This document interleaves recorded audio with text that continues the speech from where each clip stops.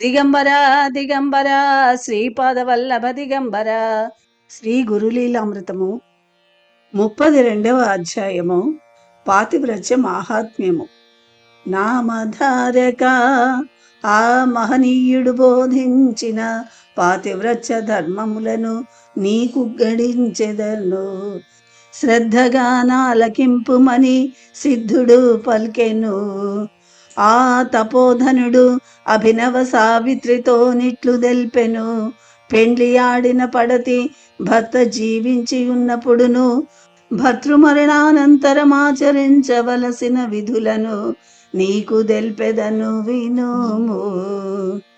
అష్టాదశ పురాణములలో స్కాంద పురాణమునందు కాశీ ఖండములో స్త్రీ ధర్మములు వివరింపబడినవి.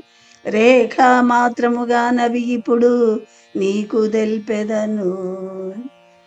కాశీ పట్టణమునందు అగస్త్య మహర్షి నివసించుచుండెను. అందరొక ఎత్తు, అగస్త్య మహర్షి ఒక ఎత్తు అని అందురు. ఆయన ఘనత కడుంగడు ప్రశంసనీయము. బంగారమునకు రత్నమును బొదిగినట్లా మహర్షికి లోపాముద్రాయను భార్య కలదు. లోపాముద్ర పతివ్రత శిరోమణుల పరిషత్తునకే మగుటాయమానము. వింధ్యాచలము వారి శిష్యుడు. నారద మునీంద్రుడొక పరి త్రిలోక సంచారమునరించుచు వింధ్య పర్వతము దరిచేరి, ఓ పర్వత శ్రేష్ఠుడా, నీ వంటి వానిని నేనెచటను చూడలేదు. వృక్ష సంపదకేమి, పావన నదీ జలములకేమి, అనేక జీవరాశులకేమి నీవు నిలయమై వర్ధిల్లుచున్నావు. విలువైన లోహములు రత్నములు నీకడ కోకొల్లలు. నీకు నీవే సాటి అయినను మేరు పర్వతము వలె మహోన్నతముగా నీ ఉండకుండుట సమంజసముగా లేదని యుగ్గడించెను.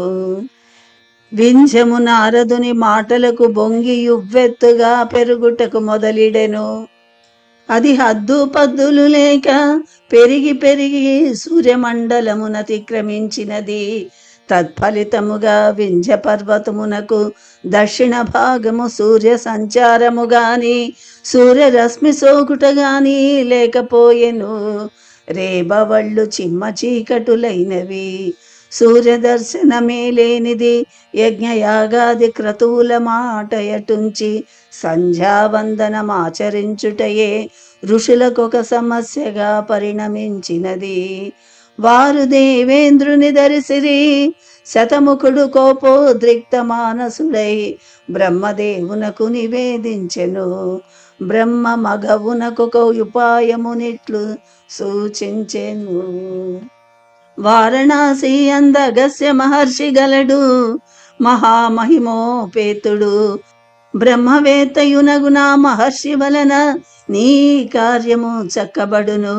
అది ఎట్లన, వింజుడగస్త్యుని శిష్యుడు నీవా ఋషి పుంగవుని ప్రార్థించి దక్షిణయాత్ర సేయింపుము. లోపాముద్ర సమేతుడగు నగస్యుని గాంచినంతనే వింధ్యాద్రి సాగిలపడి నమస్కరించును. తదుపరి లోకహితార్థమై యగస్యుడు వింధ్య పర్వతము గర్వమణచును. అంతయును శుభాంతముగా గలదు. కాశీపట్టణముననున్న యగస్యుని చెంతకు సురమునుల తోడను దేవగురువగు బృహస్పతి తోడను శచీపతి వెళ్ళెను. ఇంద్రలోకము నుండి వచ్చిన వారలనా పుణ్య దంపతులు సత్కరించిరి. అంత దేవగురువగు బృహస్పతి లోపాముద్రాదేవిని గాంచి సతీమ తల్లి అనసూయ, పార్వతీదేవి, లక్ష్మీదేవి, సూర్య భగవానుని భార్య సంజ్ఞాదేవి, జాతవేదసుని భార్య స్వాహాదేవి మున్నగు పతివ్రతామ తల్లులు ఎందరో గలరు. కానీ పతివ్రతల ప్రశంస వచ్చినప్పుడు నిన్నే పెద్దగా గొనియాడుదురు. పతివ్రత ధర్మములలో, ధర్మ సూక్ష్మములలో, ధర్మ రహస్యములలో నవి ఏవైనను నేడు నీ వలన విని ఆనందించవలెనని మాకు మిక్కిలి వేడుకగానున్నదని అర్థించెను. అందులకు లోపాముద్రాదేవి పతివ్రత ధర్మమునిట్లు బోధించినది. సువాసినులు తమ తమ భర్తలను శ్రీమన్నారాయణునిగా భావించి సపర్యలు నరించవలయును. అతిథి అభ్యాగతులెందరే ఏ వేళల వచ్చినను విసుగుగొనక వారిని సత్కరించవలెను. భర్తయాజ్ఞ లేనిది దాన ధర్మములు స్వతంత్రించి సేయరాదు. పొరయిండ్లకేగరాదు. పోవలసి వచ్చిన ఎడల దల వంచికొని వెళ్ళి వెంటనే మరలి రావలయును. కుంటెన కత్తెలనింటికి రానివ్వరాదు. వారల ముఖమును చూడరాదు. కులటల దూరముగా నుంచవలయును. ఉత్సవములు వేడుకలు చూడ మక్కువ పడరాదు. తీర్థయాత్రలకు భర్తను విడిచి వెళ్ళరాదు. భర్త ఇంటనున్నప్పుడు అలంకారమును చేసి కొనవలయును. భర్త గ్రామాంతరములకేగి వచ్చిన వెంటనే ఇంటి పనులన్నింటినీ సరకు చేయక సంతసమునెదురేగి కాళ్ళు గడిగి పొడి బట్టతో దుడవవలెను. విసనకర్రను చేబూని ఎలతదీరునంత వరకు హాయిగా విసరవలయును. కాళ్ల నొప్పులు దీరునట్లు పాద సంవాహనమునరించి పిదప కాళ్లకు మ్రొక్కి స్నానమునరింపవలయును. భర్తకు ప్రీతికరమగు పదార్థములను భక్తి శ్రద్ధల చేవండి కడుపారా భుజించిన పిదప భుక్తశేషమును ముందుగా భుజించి మరలా గడుపారా తినవలయును. ఉపచారములు నరించుచు భర్తను నిద్రబుచ్చవలెను.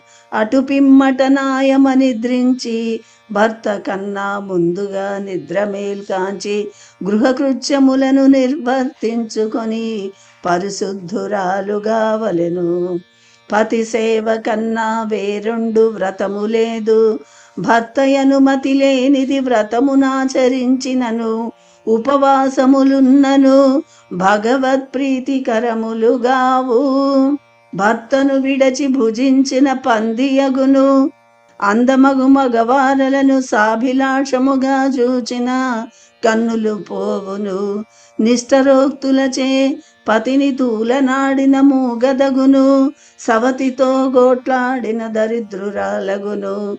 ఒకవేళ దప్పు లేకున్నను భర్త కొట్టిన ఎడల నోటికి వచ్చినట్లు వాగినచో క్రూర మృగమై జన్మించును. భర్తతో కలహించునాడు దినక్కయగును. మగని విడనాడి పుట్టినింటికేగిన గుడ్లగూబయగును. ఇంటిలో పదార్థములు లేకున్నా భర్తకెదురుగా నిలువబడి ఇవి అవి లేవని అనరాదు. బిడ్డల చేతనో చేతి సైగల చేతనో నాధున కెరుక సేయవలయును. స్నాన సమయమున వివస్త్రలు కాకూడదు. బహిష్టు వేళల భర్త కంటబడకుండా వేద మంత్రములను వినకుండునట్లు దూరముగా నుండవలయును. ఋతుస్నానమైనంతనే సూర్య భగవానుని గాని నిజ భర్తను గాని జూచి నమస్కరింపవలయును. దీర్ఘ సౌమంగళ్యమున అపేక్షించుచు పసుపు కుంకుమ కాటుక మంగళసూత్రము గాజులు నేమరకుండా నుండవలయును. సుమంగళిగానున్నప్పుడే పతి సేవా భాగ్యమున నెట్టి ఘనకార్యములైనను సాధింపవలను పడును. పతి లేని ఆడుదాని ముఖము చూడనెవ్వరూ పుదురు. పతి లేని గొడ్రాల ముఖము చూచి పయనము సలుపుట మరణ భీతి అనెదరు. విధవయై మనుట కంటే సహగమనమునరించుట మేలు. సహగమనమునరించినచో భర్తకేగాక 21 తరముల వారికి ఉత్తమ గతులు గలుగును. ఇహమున పుట్టినింటికి మెట్టినింటికెనలేని కీర్తి దక్కును. ఆ నారీ తిలకమునెత్తిన నెన్ని వెంట్రుకలు హుతమగునో, ఎన్ని కోట్ల సంవత్సరములు భర్తతో పాటాయమ స్వర్గమున సర్వ సౌఖ్యములందగలదు. పతివ్రత శిరోమణి పాదధూళిపై తమ కిరణములను ప్రసరింపజేసి సూర్యచంద్రులు ధన్యులమైతిమని ఆనందించెదరు. గాలి నీరు అట్టి సతీమ తల్లుల స్పర్శచే సుకృతము నొందితిమని ఆనందించును. పతివ్రత శిరోమణి సందర్శన లాభమున గంగా స్నాన ఫలము దక్కి వెనుకటి 7 జన్మలయందొనరించిన పాపము దొలగిపోవును. దేవగురువి ధర్మములను లోకహితార్థమై మరికొందరకు బోధించెను. పతివ్రత ధర్మములను తాపసోత్తముడు అభినవ సావిత్రికి బోధించెనని నామధారకునకు సిద్ధుడు ఉపదేశించెను. అవధూత చింతన శ్రీ గురుదేవ దత్త.